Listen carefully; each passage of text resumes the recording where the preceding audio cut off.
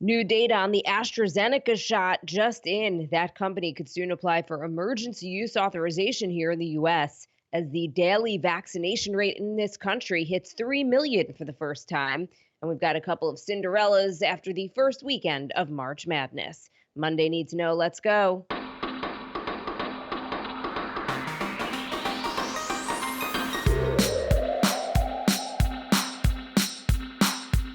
Good morning. This is Cheddar's Need to Know podcast for Monday, March 22nd. I am Jill Wagner with Carlo Versano. Hey, Carlo. Hey, Wags. So we made it to spring. Let's just take a moment, Did. right? We did. I didn't even realize until Sunday. I was like, wow, it's spring already. And, you know, I didn't think we were going to make it there for a minute.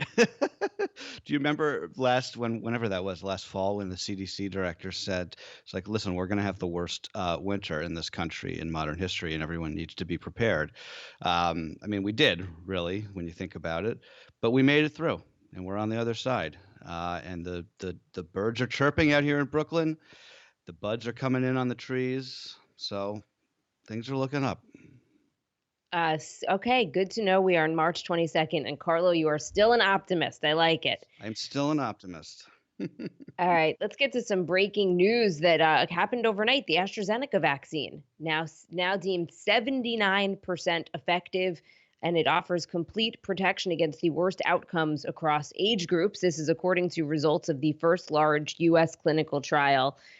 Important to note that shots still not approved here, but the company will apply for emergency use authorization, even though we have 3 other approved vaccines in the U.S. The study's findings, though, could really shore up confidence in this vaccine in places where it's the only game in town. Meanwhile, the U.S. hit 3 million doses a day on both Saturday and Sunday.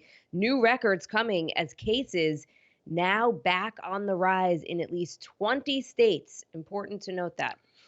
Especially the Northeast is the trend line's not looking particularly good here in the Northeast, but it really is this sort of race against time, right? I think you made a good point about AstraZeneca. It's I don't even think we're probably going to need that shot here. I don't even think any Americans are going to end up getting it because I think it's more likely that Novavax comes through before they do, and that's going to give us 4, and we already pretty much have a surplus. But this is very good news for places in Europe, and as well as in the developing world, like you said, where this is the only shot that they got, so they can now point to this data that shows that, again, the headline here, it keeps you from dying or going into the hospital, right? That's more important than the sort of 79% effective versus 95% effective. All of these vaccines are 100% effective against killing you or against against you dying from the coronavirus. So yeah, we're doing 1% of the population a day now. I mean, I don't know if we're going to keep at 3 million, but that's just really an incredible amount of progress that we should also note. Also, a couple eligibility expansions today. Michigan making vaccines available as of today to all residents over 50 or anyone with comorbidities. So that's a big one there. And also, if you're in New York State, pay attention to this. Pharmacies here are now offering appointments to all eligible residents. So I was actually looking around. I didn't book one because I'm not in the group yet, but I was looking around online last night. And there's a ton of available appointments at CVS's and Duane Reade's and Rite Aid's in New York City. So if you're in New York and you're in that age group, go on those websites and check it out. That's a really big deal.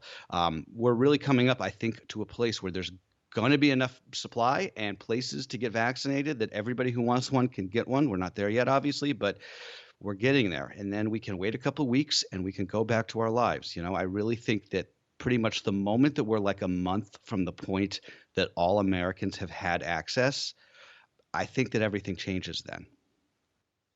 But got to point out what's going on in South Beach right now, Carlo. Yeah. Miami Beach under a state of emergency because of a crush of spring breakers who have flocked to the city in recent weeks. The mayor declared an 8 p.m. curfew on Saturday, closing the causeways that connect South Beach to the mainland of Florida, and then sending in SWAT teams with pepper balls to clear huge crowds of maskless revelers from the main party strips on Ocean Drive and Collins Avenue. The police response is being heavily criticized by local Black leaders, noting that the crowds are majority Black. What's fascinating here, Carlo, is that according to a lot of reports that I've been hearing from on the ground, most of the people who are there, or many of them, not college kids, which is what you usually attribute to spring break. Sure. They're just young adults who are kind of just over lockdowns and looking Yeah. for a good time. Well, that's interesting, Joe, because let me just make sure I got the statistic right.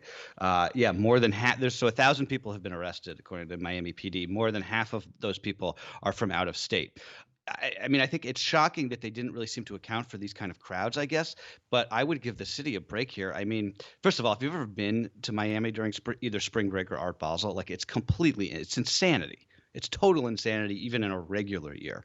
And then this year, there's nowhere else to go, right? Ron DeSantis made a big point about how Florida is open for business. Everyone come in. The problem, these people, like you noted, and according to the police, not really spring breakers who are like going to the bars and the clubs. They're just kind of hanging out on the street, right? They're not really patronizing the bars or the restaurants that need the economic help. So it puts the city in this very tough position, especially once this race issue gets involved. But to see a curfew on Collins Avenue in the middle of spring break, pretty shocking. To the border now, where the government will start sending some migrants to hotels in Texas and Arizona managed by a nonprofit group as a way to cut down on overcrowding at detention facilities.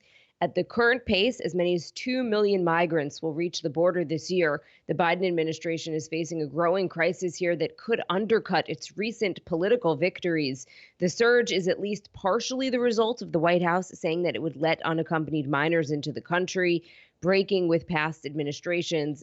There's some 15,000 unaccompanied children in the government's custody between CBP and HHS, nearly twice the previous record. I saw the Secretary of Department Homeland Security. I forget his name. Mayorkas. I guess I should know these guys' names by now.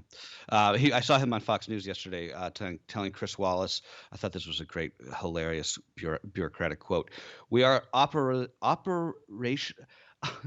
operationalizing our process." Like what is that? I don't know what that means. That's just a classic meaningless drivel right there. But yeah, a lot of this is sort of the administration's own fault, I think. But I do want to note some statistics here that I was looking into last night. So border apprehensions in January of this year, which is the last month that we have the data, about 78,000. So that's actually less than the monthly rate for pretty much the entire George W. Bush administration.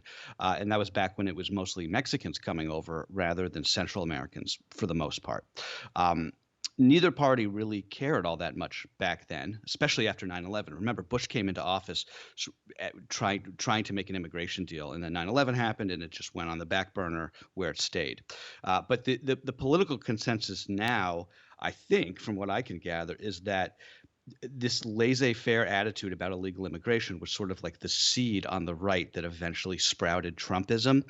So it's now this wedge issue with Republicans trying to use it to hurt Biden and the Biden administration trying to sort of play to the left that they have a more humane approach, even if it's mostly just sort of like this different kind of failure. Yeah, I mean, like what the Biden administration is going to do about it, it's regardless of whose fault it is, it's now their issue. They're in charge. They have to figure out what to do about it. And if you listen to some interviews with people who are coming across, they do say it's because of Biden. I mean, a lot of these people say they were told that the border's open, so they're coming. Yeah. Well, I think a lot because it's not an easy trip. So this is Biden's team is going to have to figure it out, regardless of what the reasoning is. Yeah, and I think it's I don't think Biden's never been like, hey, come on over, new sheriff in town here. But you have these people, these poor people who are trying to get a better life, and then they get taken advantage of by these coyotes, right? Who are like, hey, there's a new administration. It's going to, there were some terrible stories in the Times and the Washington Post over the last couple of weeks just about these people who, paid these coyotes their entire life savings. And these people, the coyotes just dropped them at the border pretty much. And we're like, okay, go see what happens. And then left them. It's just awful. I mean, it's just, it's so upsetting.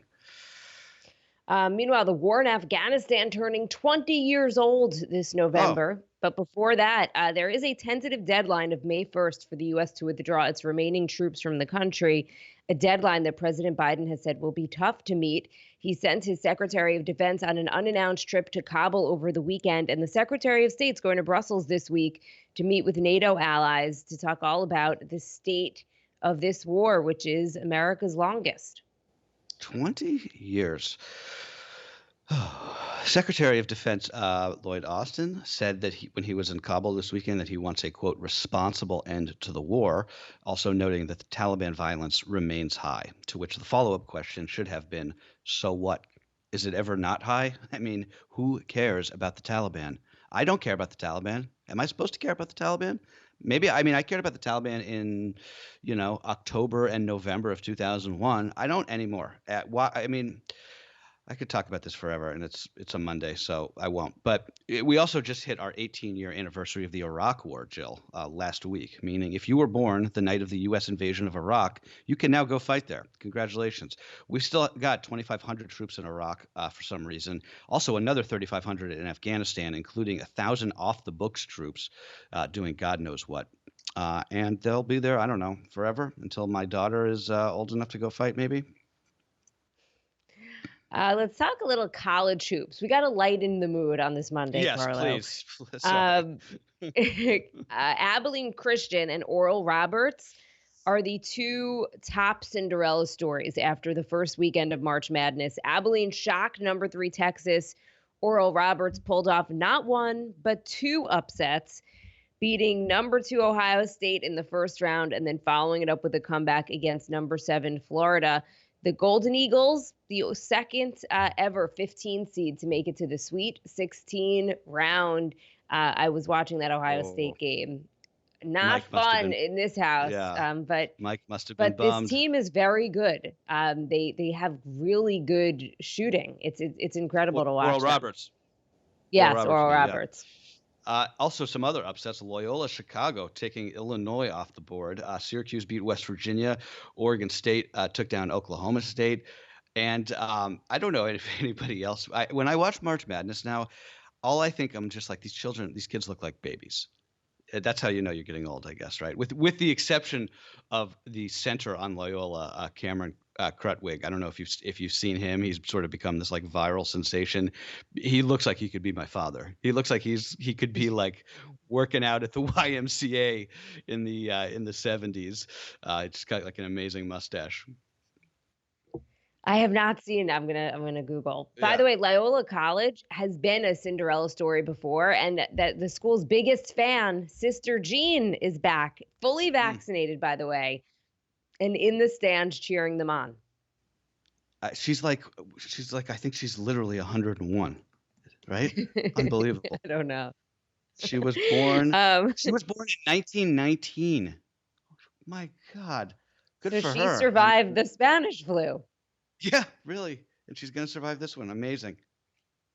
Okay, so speaking of the NCAA, they've made vast improvements to the weight training facilities at the women's college basketball tournament practice facilities in San Antonio after a viral TikTok showed the level of amenities compared to those at the men's tournament. So this sparked a lot of outrage. The NCAA apologizing for the glaring disparity, although many coaches and players say it's emblematic of the general inequalities between men's and women's college sports. It was, and none of this is surprising, but that TikTok, if you saw, is pretty amazing. Like it showed the men's weight training was this huge, amazing facility, and then it pans down to the women's, and it's like what you would see at like a Holiday Inn in Duluth or something. It was just like a little rack of weights. It was so sad.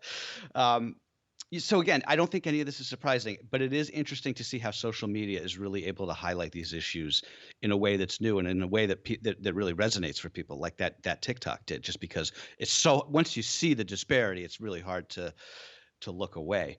The NCAA is a capitalist organization, and men's sports make more money than women's sports. So that's sort of the argument. Like, obviously, the men's facilities are going to be better.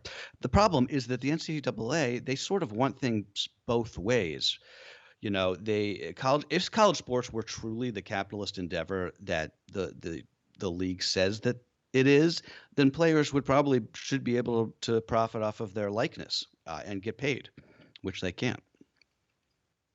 The another issue that people are talking about, apparently the COVID tests are also different for men and women. So the Really? men's tournament, they are using the PCR tests, which are more accurate. The Yeah. women's tournament's using antigen testing, which apparently not as Yeah. accurate. So Classic. just another, I guess, disparity, if you could call it that. But the league just saying, they're both tests are good and they're not changing anything. The PCR test. Before we I got one of those recently. They suck so bad. Can we just appreciate how bad they suck and how great it's going to be to not have to get tested for the coronavirus one of these days? wait, are It's you just complaining about the swab in your nose? the brain tickler. Yeah. Who cares? Really? What's the big That's deal? exactly what Becky said. Every time we get tested, Becky's like, "I don't understand why you're always complaining about these. It's fine." And Well, I I'm don't over get there it. like crying. I don't know. Maybe I just get people who do it badly, but it feels so. I find it honestly. I would rather get blood taken. I would rather any other way to test. I find that feeling when they're sticking the Q-tip all the way up into your brain to be like the most uncomfortable feeling there is. I don't have a very Oh high my pain God. It tolerance, so maybe lasts it's just one me. second. Get over it. Okay, whatever. It's okay. I don't know. I'm surprised it bothers you so much. I also have been sick all weekend, so I'm Oh finally no. coming out the other side right now. But before we Allergies? go, I just want to. What did you say? Allergies? Cold? COVID? No, Flu? it's a cold. It's a cold. My Oh. daughter was sick all week, and I didn't really get out of bed this weekend. I felt so Oh, I'm sick. But sorry. anyway, I'm okay. I'm here. Okay, Carlo, before we go, a serious story that I want to highlight. Kent Taylor, the founder and CEO of the Texas Roadhouse restaurant chain, has died at the age of 65. So you might not know his name or even that restaurant chain, especially if you're not from the South. His family said he took his life after an unbearable battle with post-COVID symptoms, including severe tinnitus. Taylor was known as a maverick businessman and a philanthropist. He had just funded a clinical study for members of the military suffering from that same ear-ringing condition that he had. He also donated his entire annual salary to his restaurant employees in the early days of the pandemic. He was really an incredible guy. I didn't know much about him, but I was reading about him after I saw the story over the weekend. His death puts a spotlight on two things, which is why I think it's good that we're doing this in the pod, even though it's not a particularly happy-go-lucky story. Kind of a downer pod today. Sorry about that. But his death is important for two reasons. First of all, it spotlights the weirdness of COVID, right? Which I think sometimes we forget about, and just how it affects people. I mean, tinnitus, what? Did you even know that was like an issue that people were having with long-term COVID? It's incredible. Months later, what people are still dealing with this horrible virus. And the other one is another thing that we just can't forget about, which is all the people out there who just rose to the moment this past year. And Kent Taylor being one of them in what he's done for his employees and for other people. So, just respect to him and all the others. Absolutely. One other quick thing I want to note about the vaccine, some studies are finding that for people who are long haulers, who they've had Mm-hmm. COVID and are still dealing with these types of conditions, is that in many cases, the vaccine actually helps. I did read that. I meant to actually talk about that the other day. I need to re-look into that. All the more reason, if you're eligible, go get that shot. Let's put this thing behind us. All right, we're going to leave it there. That's what you need to know for Monday, March 22nd. Have a good one, folks.